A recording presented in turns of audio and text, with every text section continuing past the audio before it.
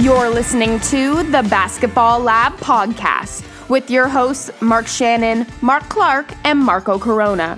They'll discuss all the top news and stories from around the basketball world while giving their opinion and insight. Now, here are your hosts. Welcome back to another episode of the Basketball Lab podcast. I'm your host, Mark Shannon, and I'm joined by my co-host, Mark Clark and Marco Corona. Man, I told you guys, last podcast, the Denver Nuggets, Game 7.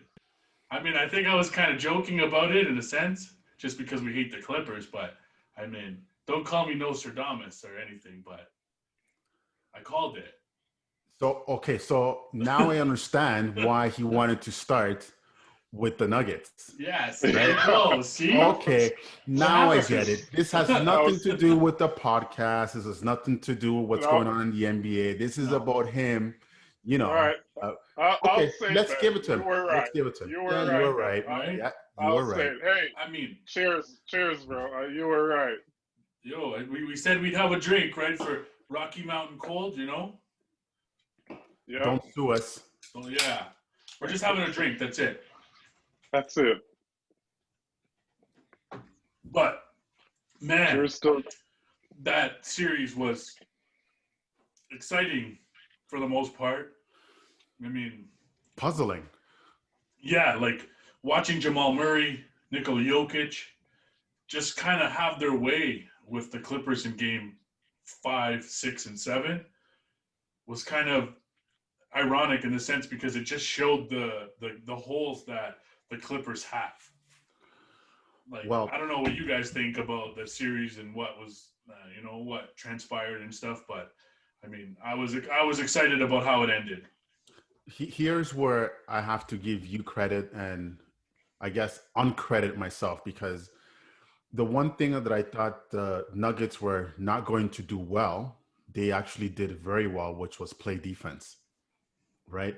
And which is it's almost like they flipped the script on the Clippers. The way this team is constructed with the Clippers, with the coaching staff, with the personnel, with Paul, well, what's his name? The Brick, right? Pandemic P and Kawhi. No, as long as it's not, we're not going there. I'm just gonna throw it out there. I don't want to hear no more playoff P. None of that. None of that crap with him. None of that. Get out of here with that. You haven't been past the first round or the second round since 2016, or 2015. Like, give it a break. You're not no playoff hero. I thought I'm gonna call you Brick Paul from now on. That's it. You're not gonna be called Paul George, Pandemic P. It's Brick Paul. That's what he was throwing up. If anybody out there is watching and listening to a podcast and you work at the Brick, there's an opportunity here to team up with Paul George. Yeah. And we want a little bit of piece of that cake. Just saying. So just hit us up, right? Some royalties. And then we'll hook you up, because the Brick, Paul George, was way off. It was bad, guys. Listen, again, giving the Denver Nuggets all the credit in the world, I was completely wrong. I thought this team was not ready to go. I thought maybe they're a year away from doing some noise, but their players came to play. And the best line I heard the other day during Game 7 was that Jokic was 5 of 13 and totally dominated the game. Yeah. And that's incredible. Completely took these guys out of their rhythm. Kawhi was due for a bad game, and unfortunately for them was Game 7. I'm going to give Kawhi a pass for a second, and I'll get back to that. But the supporting cast was nowhere to be found. It was dumbfounded. I think that they had the series wrapped up when they were up 3-1. And then all of a sudden they looked up, it was 3-3. And by that time, the third quarter hit and they didn't know how to bounce back. And listen, I don't care who you are, at one point or another during this season, pre and post pandemic, everybody at one point had the Clippers at least in the Western Conference Finals. Oh, yeah, for sure. So shame on them. I don't feel sorry for them. I'm not going to lie to you. I don't really care if I sound biased or not. I don't like that team. They talked a lot of crap, and karma came back to bite them right in the ass, and good for them. So the Western Conference was supposed to be the bottle of LA, right? But obviously Denver had other plans. And they didn't tell the Clippers. No, definitely didn't. I mean, you got to give credit where credit is due, though. You got to give it up to Denver. They fought hard. I mean, as you mentioned, they played defense. They got they were getting constant stops. They were getting stops. And they were making the shots that they needed to make too. I mean, shout out to Jamal Murray. He was big for them in Game 7. I mean, Jamal Murray outscored Pandemic P and Kawhi himself. He dropped 40 points combined to their 24 points together. I mean, what? Listen, I can't stop laughing because if the best thing that has come out of the Clippers season is the nickname Pandemic P, there's a massive problem. They're supposed to have the deepest bench, the one of the best starting fives. Kawhi Leonard is your stud, right? And Doc Rivers is a great coach. But now questions have to be like, where does this team go from here? And they mortgaged their future, man. Boys, I mean, they went all in. They went all in for maybe 2 years of Kawhi and the brick. Yeah, right. Like, that's the thing, man. You don't have any first-round picks till 2026. Like, what the hell are you doing? Like, I hope they kept the receipt. Maybe they can ask Oklahoma City for a couple back, right? Yeah. Paul, hey, can we get Shy back? We'll give you Paul, Brick Paul. They definitely need to get a refund on Pandemic P. I mean, if he's looking for a new job, he probably should try out construction because he's really good at laying bricks. Jeez, man, you're harsh, boy. But I want to talk about, let's forget about Pandemic P for a bit. I want to talk about the decision that Kawhi made to go to the Clippers. I mean, this got to be the worst decision in basketball for a very long time. I mean, he was with the Raptors. They won a championship with the Raptors. He should be thanking the Raptors because they got his value up for the payout that he was supposed to get. And if Kawhi had just stayed with the Raptors 2 more years, 2 more seasons, one, he would be guaranteed to win 1 more ring, championship. Guaranteed, which they probably would have won. They would have gone back to back this season. His value would have skyrocketed because he already, I don't remember how much millions he lost signing that deal with the Clippers. I mean, like I really, apart from playing at home, it definitely, at the end of the season now, how their season ended, it definitely didn't benefit him in any way, and it would have worked out a lot better if he had stayed with the Raptors. And his excuse for leaving or not resigning with the Raptors is he didn't think they could go back to back. Like, how can you say that about a team that you just won with? It doesn't make sense to me. How can you say they're not good enough to go back to back and you just won with that team? And there were no changes. Like, everyone was willing to resign with the Raptors if Kawhi had resigned. Even your boy Danny Green? Even my boy Danny Green. I had to ask. I was waiting for that though. I mean, it's literally the worst basketball decision any basketball player has ever made. That I've seen. I don't know. Okay. I don't know if it's the worst decision. I think we have to ask Uncle Dennis and his camp and Kawhi's people, all those questions. I think there was a lot of assumptions made. Kawhi's priority was to go home. And again, I'm not going to shit on a guy for wanting to go home. That's cool. If that's your priority. Not. That's cool. Yeah. If the facts are true that he thought that he couldn't win with this team, then yeah, it was a miscalculation by a country mile. And again, this team was very good without Kawhi. Again, we've talked about this in a few episodes before. It's not like he came on to a 500 team and then all of a sudden they fluked their way into a finals and won. No, this team was already an established team that was missing a piece. And they were the number one seed after he came here. And the year before that, they won 59 games, right? Yeah. Like this team was no joke. And he wanted to, go to LA, be the king of LA. We all know there's only one team in LA. He also could have teamed up with LeBron if he really wanted to, and he chose not to. I mean, good grief! If can you imagine Kawhi and LeBron in the same team? We're talking demolition here of the Western Conference, in my opinion. Yeah. But he thought that he said it, and you guys all can look it up after we're done this podcast. You can Google Kawhi's interview with Pandemic P, and he said that he had never played with an elite player before, and that's what he wanted to do. First of all, pretty sure that the guys in San Antonio would have something to say about that, but that's for another. I was just gonna say that's right? A disrespect to San Antonio. Right. So he wanted to go to somewhere with an elite player, and his elite player was shooting bricks. Now they're stuck with another year, and then who knows? They might dip, and then the Clippers might just be the doormat again.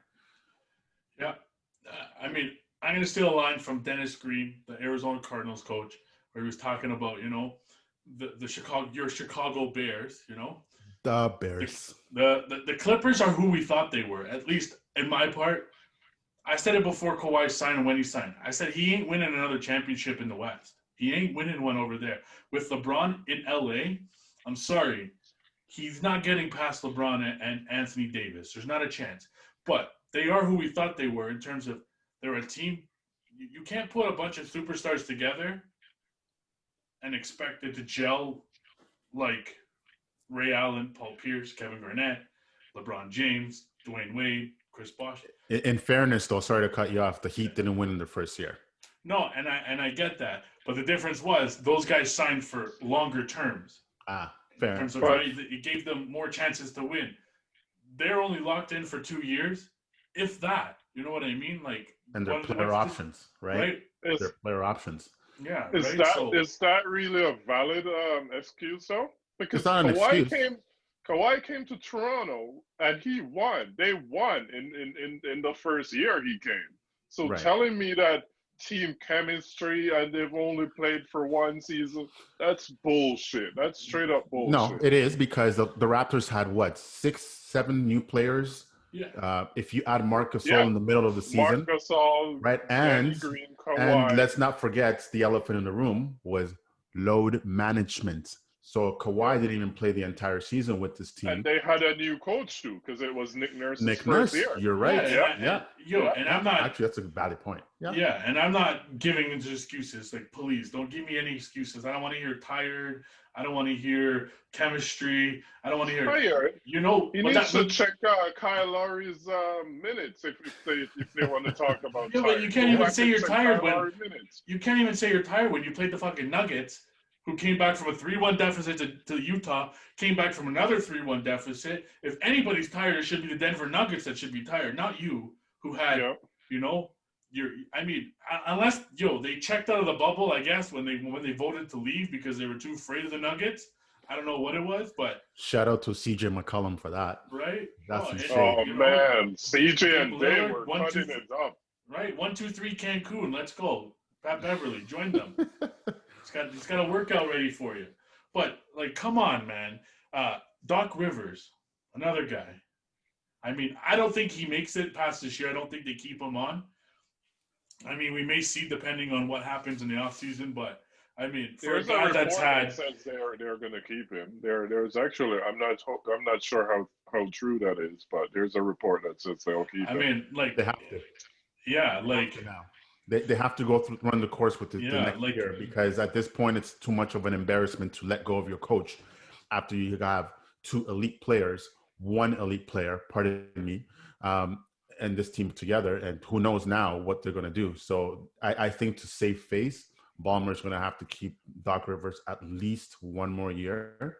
And if they decide to put the dynamite to the Clippers the year after next, then so be it. And I'm sure they'll try to get after a certain guy from Milwaukee, but that's for another day. So look at this is one thing I'm going to throw at you. So he's had CP3, Blake Griffin, DeAndre Jordan, JJ Redick, Jamal Crawford, Paul George, Kawhi Leonard, Lou Williams, Montrezl Harrell, and he still hasn't made the Western Conference Finals since 2011. The Lakers have made it back to the Western Conference before him. Are you saying, and I'm not putting words in your mouth, but I'm going to have to write this down. Are you saying that Doc Rivers is overrated? 100%. Oh, okay. That's 100%. You even look at his things. How many times has he blown? So he's, he's had the lead 7 times in the playoffs with different teams, and he's blown 7 of them. He's had 3-1 leads 3 times, and he's blown each one of them. So basically, Doc Rivers blows. That's what you're saying. For sure. I mean, Doc Rivers is a good coach. I'm not going to sit here and say that. He's a very good coach. Yeah. For what he's done with Boston, I mean, he had Paul Pierce, Kevin Garnett, Ray Allen.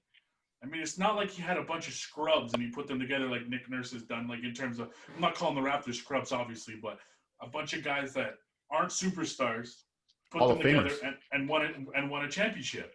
Yeah, Boston had 3 Hall of Famers. Exactly. Right? He's not like you know what I mean? It's not like he's done something with nothing and turned water into wine.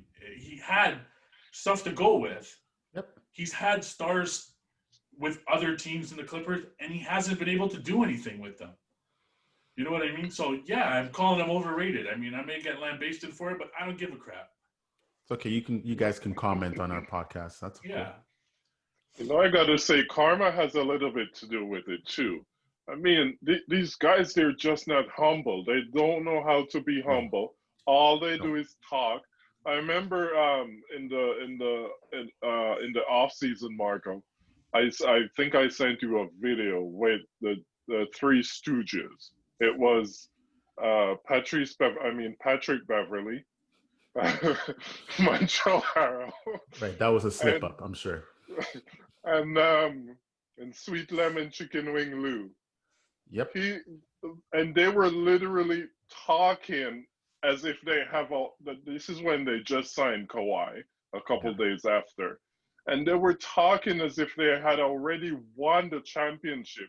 And these guys are literally talking about a championship parade and what's going to happen, what they're going to do, come on, be humble. Even keel. It reminds me of what they were trying to copy what LeBron and Bosch and Wade did. It's kind of like it was kind of like that. And you know what? Like not 1, not 2, not 3. The difference was LeBron, Wade, and Bosch had something to back it up in terms of Kawhi and Paul George. That's all they have. Lou Williams is a 6-man. I mean, I gotta say, it's the first time in a long time I've watched a Game 7, and you can actually see a team panic. When it was like 6 minutes left in the fourth quarter, you could literally see them panicking. Yeah. Like they were just putting up wild shots. They weren't even looking at the bucket. They were just putting up shots. They literally panicked. I mean, the only thing I can say is that I think the Clippers underestimated the Nuggets. The Nuggets snuck up in them, punched them in the gut, and took it away from them. Facts. That's the only way I could put it. You have a team down on the mat. You got to keep them down. You're up 3-1. There's no excuse. I don't care what seed you are. I don't care what sport it is. You have to put them away. And if you don't, then you're not that good of a team. You're not elite. So they have a lot of decisions to make. They have a few free agents that they got to, decide on. They need to, basically they have 2 guys that are, all jokes aside. I mean, Paul George is a very good player, but I don't think that he is at the level that we all thought he was. And where we want to see elite players is not the regular season. We want to see them when it counts in the playoffs, and he didn't Yeah. show. Right. So for what it's all worth, to me, this was a failed year, and they should be ashamed of themselves. No, and you know what? I'm tired of talking about the Clippers. Forget that. Yeah, well, the one thing I say, that's way too much. The Denver Nuggets. Do you guys feel that they are disrespected in this Western Conference? I think up to 3 days ago, maybe. I don't think so anymore. I think that now, regardless of what happens, and I'm still taking the Lakers. I think regardless of what happens, the Denver Nuggets are now here to stay. I think that they've cemented themselves as a team to be reckoned with for the next few years, as long as that core is together. And I'm sure they'll add guys here and there, whatever the case is, and guys will leave. But I think this team is for real. They have a good core of guys. They have Murray. Listen, this guy can ball out. He is good at basketball. Okay, and he's Canadian. He's ours. So let it be. But I think this team is here to stay. And I think that now when you talk about the top 4 in the Western Conference, you cannot exclude anymore the Denver Nuggets. I don't care if they get swept by the Lakers. Doesn't matter to me. I think that they're here to stay. They're the real deal. And the scary part, I do believe that they're actually going to get better. Yeah, they might be 1 year ahead of schedule. I think that we're disrespected. I think they were overlooked. They were disrespected. I think so. They're underrated, but they're a resilient team, and I mean, we give Murray credit, we give a Joker credit, but shout out to their coach, man. They're a well coached team, and he knows what he's doing. So shout out to him. And I mean, I would definitely love to see them go all the way and win it all. But I mean, they're facing the Lakers, so it's going to be a difficult task. But I mean, you can only be proud of a team like that. Yeah, listen, you battled 2 series down 3-1. You can only go up from that, man. That's what I'm saying. Yeah. Like they are learning how to win, and that's the scary part, right? Because teams that learn how to win usually will lose heartbreakers, will lose 3-1, they'll lose in game 7. But this team has looked at the defeat right in the face, and they've said, okay, we're down 3-1, that's cool. Give us one more. Down 3-2, give us one more. 3-3, okay. Game by game. We're right in this, right? They believe. And you guys know in sports, when you have confidence and you believe and you start to buy in, it doesn't matter who you're facing, man. So look out. Yeah, they're on their way up. That's for sure. And we've said it time and time again. The Denver Nuggets playing with house money. Yeah, they didn't have any. They had nothing to lose. Nobody's counting them. Everybody was underrating them, undervaluing them. They didn't stand a chance against the Clippers. They didn't stand a chance against the Lakers. Well, just goes to show you that they stood a chance against the Clippers. And they truly only needed 2 guys to do it, and Jokic and Murray. They got game 5, game 6, game 7. They got a little bit more help from Gary Harris, Michael Porter. There was a lot more guys that chipped in. But I mean, Jamal Murray, the man put the team on his back in 2 series. Nikola Jokic, a triple-double in game 7 for a big man. On only 13 shots, guys. Only 13 shots. We got Anthony Davis. He's great, but is Nikola Jokic the best center in the NBA? I think he's the best center in the NBA right now. He can pass, he can shoot, he can play defense when he's, sometimes when he's right now where he's at his weight wise, he's playing some of the best defense I've seen him play in years. He could rebound the ball with the best of them. I think it's definitely a toss-up between him and Anthony Davis in terms of who's the best center in the NBA right now. But he's definitely very close to Anthony Davis, in my opinion. And I'm looking forward to seeing that matchup in the next round. That's going to be a tough matchup. Anthony Davis is going to have to guard him on the 3-point line, guard the 2-point, the mid-range game. Keep him off the boards. It's going to be a big battle for Anthony Davis, in my opinion. But definitely, I think that they're being underrated, the Nuggets. I said it before, and again, I'm going back to toot my own horn. I said it before in the preview. Of course you are. Yeah. Bro, I got to toot my own horn, you know. That's fine. Go ahead. Playing Nostradamus again. I said it. The Nuggets were the team that I would be afraid of if I got to play them in the playoffs. Jamal Murray didn't play very many games in the bubble. He came into the playoffs and he just tore it up in the playoffs. You know, maybe that extra rest helped him, and it's helped the Nuggets. Yeah, he's somewhat fresh if you want to look at it that way. Yeah. But when it comes to Jokic, I wouldn't say he's the best, but I would say he's definitely top 3. He's in the conversation. Yeah. There's no doubt about it. Yeah. And I agree with you guys. I'm still taking Anthony Davis overall, but Jokic gives you problems. Jokic can do a little bit of everything. What impresses me the most is his ability, his court vision, right? I was going to say his full like court pass. Right. But I think Anthony Davis, when he imposes his will on you, he is the absolute and elite. Anthony Davis is what an elite center is. Yeah. He can give you a little bit of old school throwback. He can step back and jump shot, and he does it all. He can shoot the 3, even though he shouldn't that many times, because I still think that if he goes old school, I don't think you can guard him at all. Yeah. But this is it's a little bit of a contrast of styles, but it's going to be fascinating to watch these two big men go at it, and this is going to be a great series. Lakers in 7. Man, it's definitely going to go the I'm probably going to be wrong, right? Okay. I think I may join Mark and his bandwagon over there and say Nuggets in 7. You know, he hasn't made the call. Are you calling the Nuggets? Man, you know what? I'm going to get my crystal ball out right now. We need a sponsor for some crystal balls. So if anybody knows a crystal ball or some mind readers, please give us a shout out. You know, one of those magic 8 balls, you know, we shake it. Yeah, will they win? No. I'm going with the Nuggets in 7. You know what? Like I said, they're playing with house money. They got nothing to lose. You know, have they probably played themselves out in terms of the tiredness and relied on Jokic and Murray? Yes.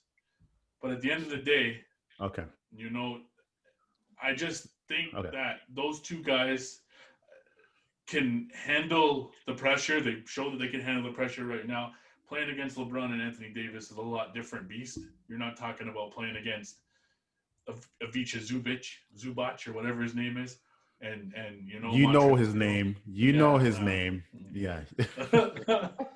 Anyways, you're not playing against Zubac, that's it. I just want to be clear before we move on to the next topic. You're betting against LeBron James. I just want to make sure I understood this correctly. Yeah. Okay. No, I'm not a LeBron James fan. I just want to make it perfectly clear. Anybody who's known me for years, you know how much I despise that guy. I think he's great. He's elite. He's a Hall of Famer. I'm not ready to. Anyways. I'm not betting against LeBron. I know what LeBron can do. No, you're betting against LeBron James. No, I'm picking the Denver Nuggets to win the series. That's all I'm picking against. Which means that LeBron James is going to lose. Yes, I'm picking them to lose. I'm not betting against LeBron. LeBron James came to the Lakers to win a championship. Yeah. He's not going to go out in the Western Conference Finals. I don't know. We have to see. You never know. I guess we'll have to see, right? This is they said Kawhi wasn't going to get knocked out in the second round either, and look what happened to him. Who? Yeah. Sorry, I don't know. Do I know that guy? No. Lakers playing Denver Nuggets in the finals is worst case scenario for Lakers. They did not want Denver in the finals. I'm telling you that. They'd rather play Clippers than play the Nuggets because they know they have the Clippers number. They know they would beat the Clippers. You're talking about you're talking about a confident Nuggets team. They've come back from 3-1 in 2 series. I think they've got a lot of momentum, and sometimes momentum wins out in the playoffs, especially the hot team wins. And they still have nothing to lose. Yeah. No, I understand that. I'm not disagreeing with you guys on that, but you guys are talking like the Lakers haven't been watching film on the Denver Nuggets and not being. Oh, of course they have. Like, come on, man. I'm sure the Clippers watched film too, and no, they didn't. They didn't watch no film. You know what film they were watching? They were watching the Lakers film because they thought they were going to get there, and that's what happened to them. They got bit in the ass. Next topic. Yeah. So moving on, it was a topic from Clippers. Being Toronto people and Canadian people here. Raptors. We got to talk about the Raptors. I mean, it was heartbreaking to see them go out in Game 7 to the Boston Celtics. But at the end of the day, I think they shot themselves in the foot. They shot themselves in the foot more times than not in that Game 7. And in that series, I think a lot of the mistakes they made, if they changed that over, it would have been a different series. Yeah, Game 7 was disappointing because the amount of turnovers that they caused or they generated. Pardon me, not caused, but generated was pretty much their undoing. And you guys know in the NBA, you turn the ball over, teams are going to just destroy you and capitalize. So yeah, it was disappointing to see. Looks like they ran out of gas at the wrong time. It was still a great year. I think they exceeded a lot of their expectations from a lot of the so-called experts out there. You know who you are. But yeah, I mean, this series was there for them for the taking, and shots weren't falling. Turnovers and guys not making the shots. Our bigs were not as dominant as I thought, and a lot of people thought they were going to be. So the strength of their team was not there, right? Shout out to Kyle Lowry, because I think this guy did everything that he could to put his team on his back, and he did. Pascal Siakam had a rough series, rough playoffs to say the least. I think that's part of growing pains. Right, I still believe in this kid. I think he's going to be a very good player for many, many, many years for this franchise. But again, guys, unfortunately, this is part of what happens when you change on the fly and you take away a dominant player, and you run into a very good, unfortunately, Boston team. This team is good. It's not like they lost to an 8-seed team here, guys, right?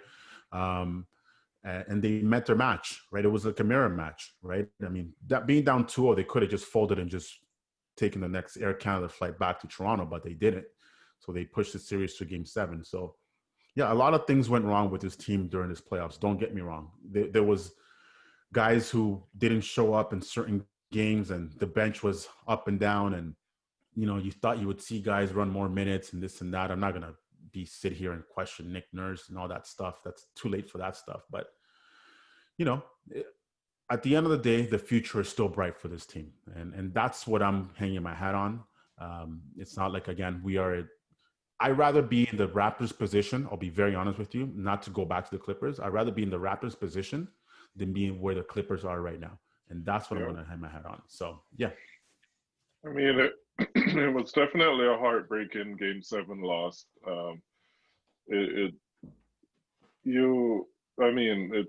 It's crazy because I'm not mad about it. I'm not mad how far they went. Yeah. It wasn't my expectation for them to. It would be nice if they could have gone back to back, but if you're realistic, that can't be your expectation. I mean, you just got to take what you get. And I just want to address something real quick. For all the people out there who thought Pascal Siakam was going to replace Kawhi Leonard, you're wrong, and that's on you. Don't blame the kid and be bashing him and saying all. I mean, you can criticize him, you can give him some constructive criticism, but it doesn't have to be racist, and it doesn't have to be bashful. If you thought Pascal Siakam, who've only played basketball for 7 years now, was going to replace Kawhi Leonard, you're wrong, and that's your fault. I mean, he's still developing. Yeah. You can't think that because Kawhi leaves, he went to the final. He went to the finals one time. It's his second year in the NBA or third year in the NBA, because he was in the G League for a bit. Well, you think he's just going to take over the team and be a superstar. obviously you have no basketball knowledge.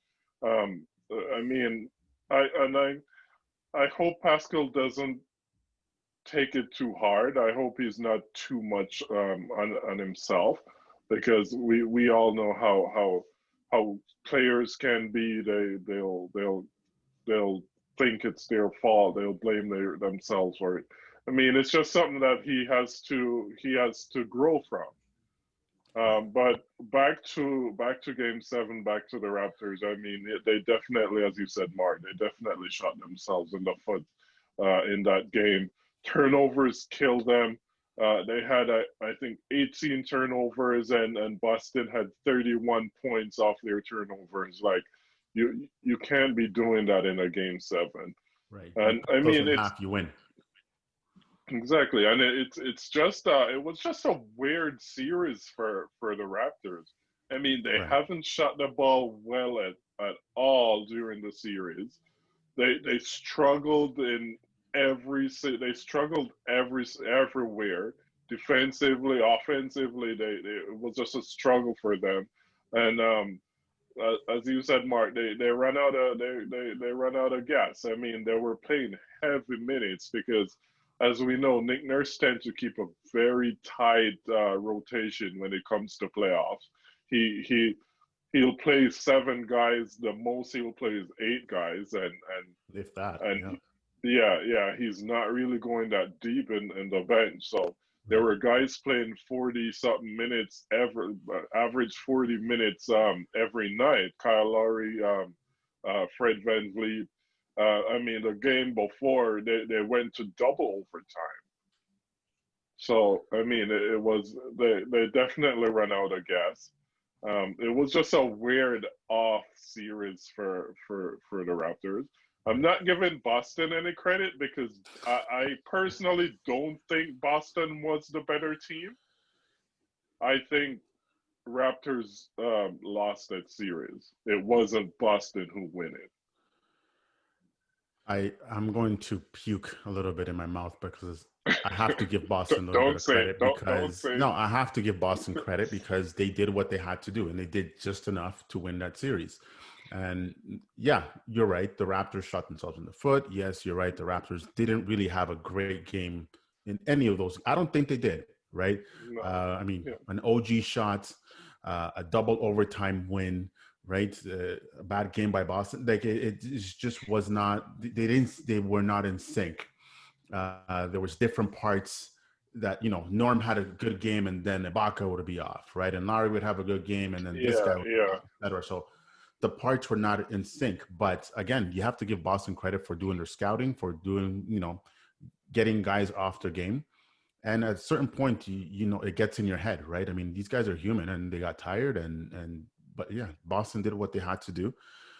But yeah, it is what it is. But listen, again, like I said, and just to piggyback on the Pascal Siakam thing for 1 second, I don't want to go too long on this, but yeah, he had a bad series. Yes, we can all agree on that. If you don't say that he had a bad series, then you're literally not watching basketball at all, and you're completely biased. But some of the stuff that I read online and social media, and a lot of people, going offside and taking it to a whole new level. And there was a petition that I'm not going to repeat what the petition said word by word, but it was basically asking, fans to petition for this guy to go back to where he came from. I'll leave it at that. That's just nasty, and that's offside. And if that's what you're going to do, don't watch the game, man. Just stay home and just, play video games or some shit like that. Watch curling or something, yeah. No, that's fine. No, there's fine people in curling. Shout out to the curling people, right? But don't bring that shit in. Don't make it a race thing, because you don't know how hard this kid has worked to get to where he is. And I'm sorry that he's making a lot of money, millions of dollars, and you have to justify his performance with your racist comments. That ain't right. You want to say that Pascal sucked? That's fine. Go ahead. You want to say that Pascal needs to be better? Go ahead. But to bring race and be completely offside with stuff like that, we don't need that shit in Toronto, man. Get out of here. Yeah, no, piggybacking on that, you know what? Talk about his skill. Talk about the way he played. Yeah, that's Talk about fine. how much money he's making. All that, It's whatever you fine. want to talk about. Yeah.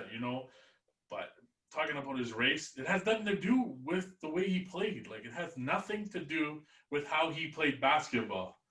That's just people being fucking absolutely, asinine, ignorant, tone deaf. Just Ignorance people is the right people word. looking for Ignorant, yeah. people that are looking for clickbait because they want people to react to what they're saying. Yep. You know what? You're tell you what you are. You're a racist. That's what you are. Yeah. There's no other way to color code that. You're a racist for if you're not talking about basketball and the way he played, don't talk about him. Yeah. You want to argue about his game? Cool. We're all go here ahead. for that. You know That's what? fine. And I'll be the first one to sit here and say, you know what? Pascal Siakam was the weak link one of the weak links for this team in the playoffs. But it has nothing to do with his race. It had nothing to do with his color. Nothing to do with that. You know what I mean? Like, and that's what I don't get. It just actually makes me sick because we sit here and we talk about sports and we're talking about sports and we're talking about it in a constructive criticism way. We're Raptor fans at the end of the day, but we're gonna be able to put our blinders aside and say, you know what, Pascal Siakam, you know what, he didn't play his part. Yeah. He's getting paid to be a number one player. We're not going to sit here and bash his color, to talk about sending him back to Cameroon, talking all that nonsense. Because that what I fail to believe. I fail to believe that the people who are saying these stuff that they are dieharded real NBA fans. I think these are just people who the Raptors are in the finals. Let's watch the game. Let's talk shit if they lose. That's what I believe. I think I fail to believe that like real Raptors fan will really say like stuff like that towards a player. I don't think it's everyday fan NBA fans that they're doing. It's just ignorant people who they're sitting in their parents' basement with potato chips all over them and don't have a job or anything else to do. Sorry, I didn't mean to laugh, but that's funny. they have absolutely nothing to do, and they think by saying some racist comment that's gonna get them likes, it's gonna get them views, and it's gonna get them shares. Clickbait. That's all they're looking for. Clickbait. They're looking for you to They're looking for respond to attention. it. Yeah. You know what? Ridiculous. You know what? Moving on to keeping on the Raptors in terms of that, but just where do the Raptors go from here? They have a lot of questions going forwards in terms of the offseason. They got a lot of free agents, a lot of moving pieces. And does Ujiri stay? We know Nick Nurse has already said he's staying. Locked in. He's already locked in. Bobby Webster more than likely is going to be locked into a contract. Sometime soon. The ball's going to be in his court in that sense. I think he does stay. I don't think he leaves. I think there's a lot. I think he has a lot more to prove here to show that he can build a championship team and not just need Kawhi Leonard. Because every time Raptors won champion, Kawhi Leonard brought it. Kawhi Leonard went to LA, brought Paul George with him. He's out in the second round. You know what I mean? So it's not like the Raptors. He brought the Raptors to the finals. He couldn't bring the Clippers to the finals, and they had Paul George. You know what I mean? So I think he has a lot more to prove in terms of that. I mean, and he said it today. And you see the jersey in the back there. You see the jersey in the back over my right shoulder there. Fred VanVleet's got to be the number one priority. He's got to be the number one priority when you're going into free agency. You got to get him locked down to a contract. Back that Brinks truck up for him.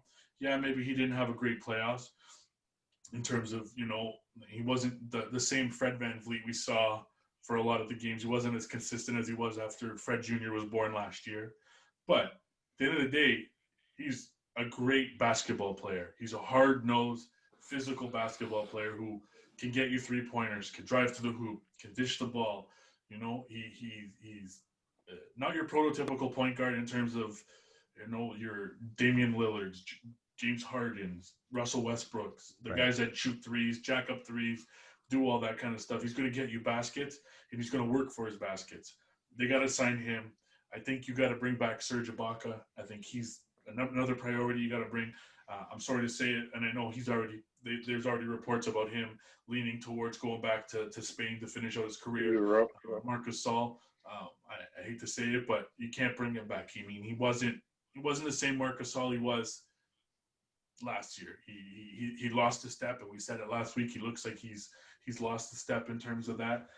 So you could use his money in the free agent market to hopefully bring in a center, another big man. We'll talk about that, in about a couple minutes. But I think there's a lot of new moving pieces. But I think, like you said, they're in a better position than the Clippers in our estimation, in my estimation.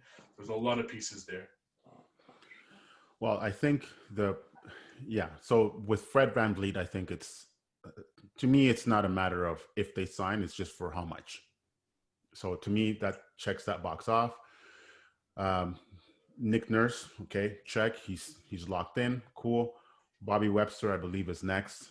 And, I think Masai is taking care of all the pieces around him, which gives him more leverage, right? Yeah. Let's call it what it is. Yeah. Right. Masai refused to address the elephant in the room, which was, have you, talked contract? And he said no. Well, actually, he addressed it and he said no, and that he left it at that.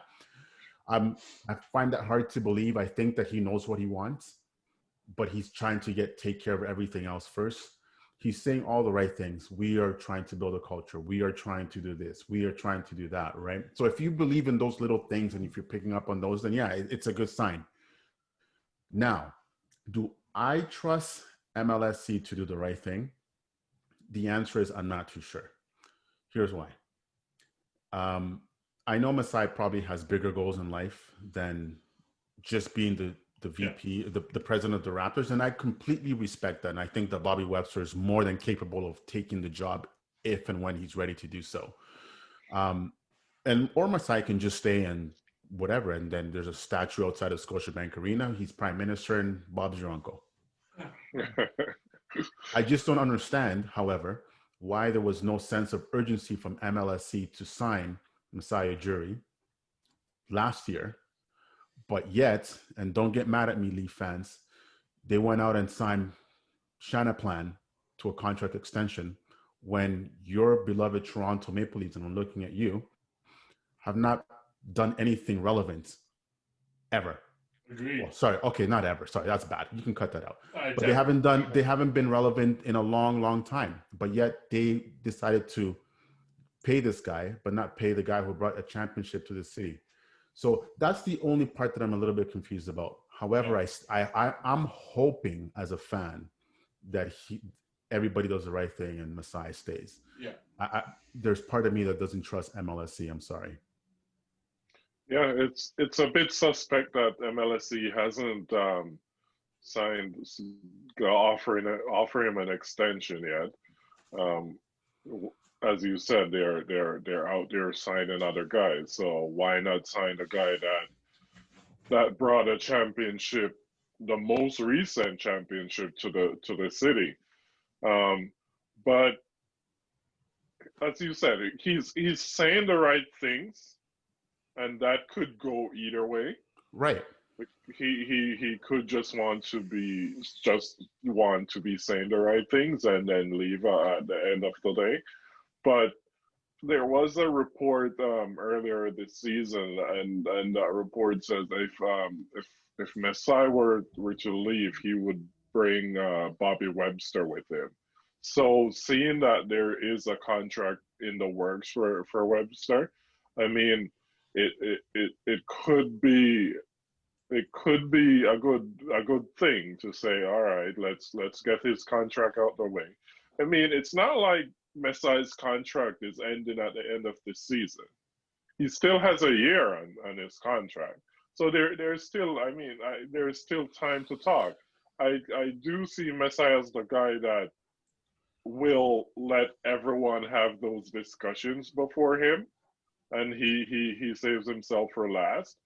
But which is a sign of leadership, right? Yeah. It's a promising sign. They've already taken care of Nick Nurse, which I think Nick Nurse is somewhat high on the priority list. Bobby Webster is also. I actually think if Mesa, I really want him to stay, but I think if he leaves and Bobby Webster stays, we will be okay. The Raptors will be okay. But ultimately, Messi does need to stay. He does need to sign an extension. Other than staff, we Van Vliet is definitely top priority. They need to sign Van Vliet like yesterday, because I feel like he's gonna be hot in the league. There's gonna be teams calling about him, so they Well, need to he's going to be sign. hot because don't forget, guys. Sorry to cut you off, Mark, but it's a weak free agent class, Yeah. right? So he can cash. This is the right year for him to cash in, right? Yeah. If he Yeah, wants to test the waters, yeah, and we always joke and say the Knicks. So we'll just use that for as an example. Although the Raptors still have the right to match, this is the year for him specifically to be out there. Like next year, so 2021, when Kawhi and Giannis and LeBron and all these guys, pandemic P are all up, then he wouldn't be in that tier, right? He would be in that second tier. But because yeah. his free agency class is on the weaker side, right? With all due respect, yeah, it's a priority for them to cash in. And let's face it, Kyle Lowry's not going to play forever. So I think that he is. You cash in on Fred, you pay him, pardon me, and you Yeah. probably actually save a lot of money down the road because if he outplays his contract, then you're actually underpaying him. Yeah. Yeah. Right. So, but we'll see what happens. A lot to be written still, and I'm sure that we'll be talking about that in the next few podcasts coming up because the NBA doesn't really stop. No. But yeah, I think Van Vliet is priority. Serge, if they can get Serge, if they can get him back cheap and maybe a 1-year deal, they'll I definitely think that's bring him possible. back. Yeah. Yeah, yeah. I mean, you mentioned Gasol. Probably if they can get back Gasol in a 1-year deal, they will too. Like a cheap deal that works for both of them. They Right. will. And I would say, I mean, Gasol. I'm gonna give Gasol a pass because he was playing for Spain in the World Cup. Um, so he had a short off season. He I'm gonna give him a pass in how he played coming back this season. Right. I would say if they can get him on a cheap deal that works for both of them, they should definitely bring him back. The money has to work, otherwise you can't bring him back. Yeah, And again, he's a high IQ guy. His footwork is not the same that it was. And at the end of the day, guys, the Raptors are not, hosting, bringing up the Larry O.B. without Marc Gasol. Yeah. You can say whatever you want about Pascal. yeah, you're right. You can say whatever you want about Kawhi Leonard and Larry, but every piece on that team that won the championship last year had a big part. And yes, guys are going to fall off a little bit every year. It does happen. And this is why I used a few weeks ago the Jack Morris, for those Blue Jays fans out there, the Jack Morris example, where you bring in a guy who is, has been a veteran, has done everything that he's been capable of doing in his career, and you bring him in there for leadership. You bring him there to just keep a balance for his IQ, but you're not going to get more than 2 years out of this guy. Right. Except for Kyle Lowry. Kyle Lowry gets better with age. Right. Now, Kyle Lowry, in fairness, he's been a late bloomer. Yeah. Right. He's gotten better as he's gotten older. And that happens sometimes. But, if they can bring back Mark for a cheaper contract than a 1-year flyer, yeah, sure. You do it. If not, then, you say thank you, you tip your cap, and then you promote Boucher and you sort of do that smaller lineup until you sort of listen. I'm sure there's somebody out there in Scarborough or Mississauga or in British Columbia that Messiah has already found that nobody knows about. so let's stay tuned for that. Right. It could be you. I don't know. One more topic before we end it off. Yes. I know you guys wanted to discuss this today. The all NBA teams. Yep. I know you guys said you guys had some people that you wanted to interchange and take out. So Let's see who you would have had in your All-NBA team, and we'll go through that. Okay, I'll start if you guys don't mind. Now, the first All-NBA team, and we'll do this just once, right? You had Giannis, LeBron, The Beard, AD, and Luka. So I think there's no contest in that, right? I think it's pretty set in stone. So we'll just move on, right? Yeah. Go to the second. The second NBA team, you had the Claw, you had the Joker, Dame, CP3, and Pascal. Okay. I don't know if you replace Pascal, you take him out of the second, you put him in the third. But then in the third, you had Tatum, and this is where it gets interesting to me. Tatum, Jimmy, the Gobert Tower, your boy Simmons, and Russell Westbrook. I don't agree with any of. First of all, I don't agree with Simmons and Russell Westbrook being there. I think they're just there because they're names. Yeah. Nowhere to be found in this list is your boy Kyle Lowry.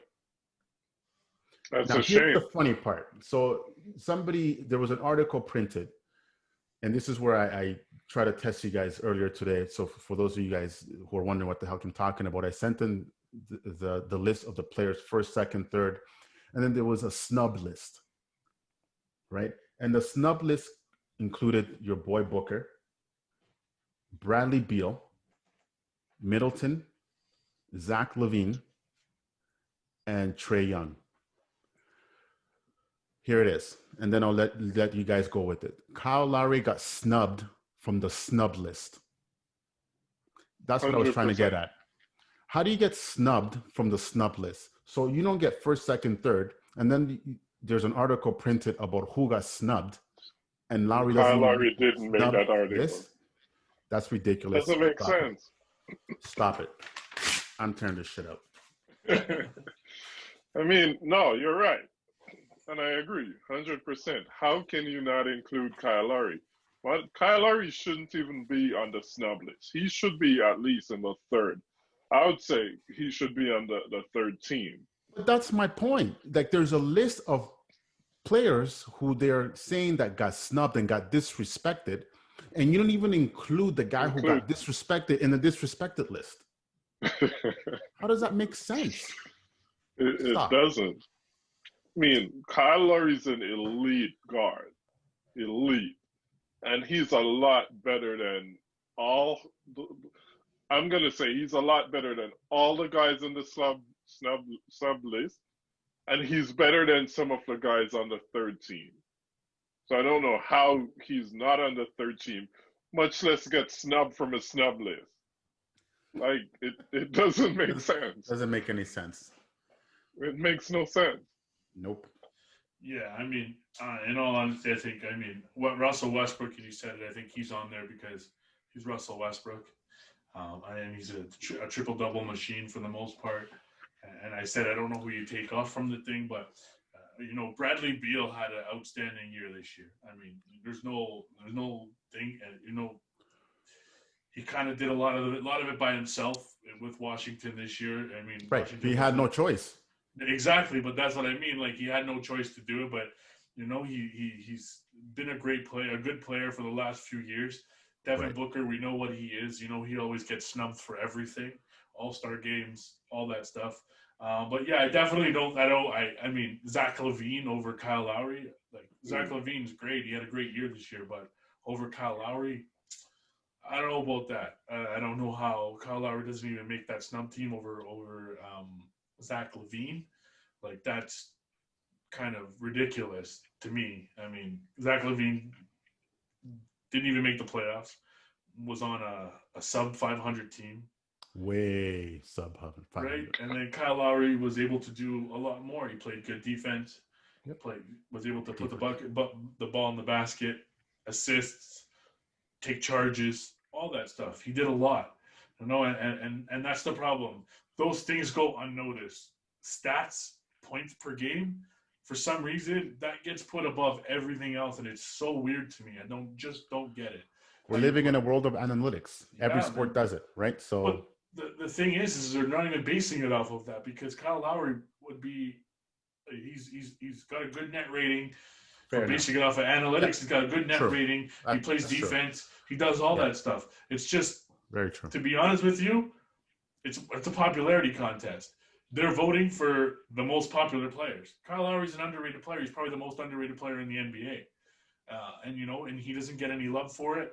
And that's why you're seeing, but like to see a guy like Zach LaVine, who struggled in Minnesota when he was there, didn't live up to the hype that he was supposed to live up to. Went to Chicago. He's played well this year. Yep. No question. No, we're not going to question that. You know, it only comes down to one thing, though. It wouldn't be the same if he was playing in Philly. No, and that's what I said. He's underrated. Like, he's underrated and undervalued by the rest of the NBA in terms of not the rest of the NBA. Sorry, media members, whoever votes for this, he's undervalued. He should be on that snub list, at least on that snub list for sure. Over Zach LaVine. I think I would replace Russell Westbrook with Bradley Beal. There's from the snub list only two players on that snub list should be complaining that they got snubbed. It's Booker and Beal, and obviously Kyle Lowry should be on there too. Yeah. Yep, for sure. Oh well. He's got the ring, so that's what matters to me. Exactly. True. Exactly. So snub that. At the end of the day, he's a champ, and they can't take that from him. Yeah. Suck on that, NBA. Thanks for listening to another episode of the Basketball Lab podcast. Thanks for joining us this week on the Basketball Lab podcast. Make sure to follow us on our social media. You could follow us on Instagram at @the_basketball lab, on Twitter at @the_bball_lab. You could also subscribe to our YouTube channel, The Basketball Lab, and you could find us on iTunes and Spotify.